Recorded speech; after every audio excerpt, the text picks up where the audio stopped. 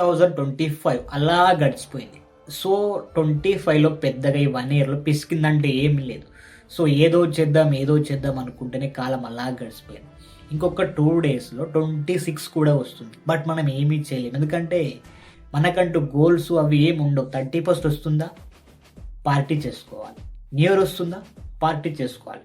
But లైఫ్‌లో ఏదో ఒకటి చేద్దాం, ఏదో ఒకటి సాధిద్దాం అనే థాట్స్ మనకు అస్సలు ఉండవు. ఒకటి చెప్పాలంటే క్యాలెండర్‌లో డేట్స్ మార్చినంత ఈజీగా మన లైఫ్ ఎప్పుడూ చేంజ్ అవ్వదు. సో మన లైఫ్ అనేది చేంజ్ అవ్వాలంటే ముందు మన థాట్స్ అనేటివి చేంజ్ అవ్వాలి. కాబట్టి మనం సెలబ్రేషన్ చేసుకోవాల్సింది న్యూ ఇయర్‌కో 31స్ట్‌కో కాదు. మన లైఫ్ చేంజ్ అయ్యి మనం అనుకున్న గోల్ రీచ్ అయినప్పుడు మనం సెలబ్రేషన్ చేసుకోవాలి. సో లైఫ్‌లో మీకంటూ గోల్ పెట్టుకోండి.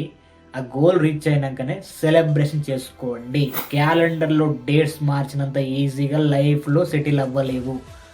So every day hard work చేస్తూనే ఉండాలి. లైఫ్ చేంజ్ అయినప్పుడే అస్సలైన సెలబ్రేషన్ మొదలవుతుంది.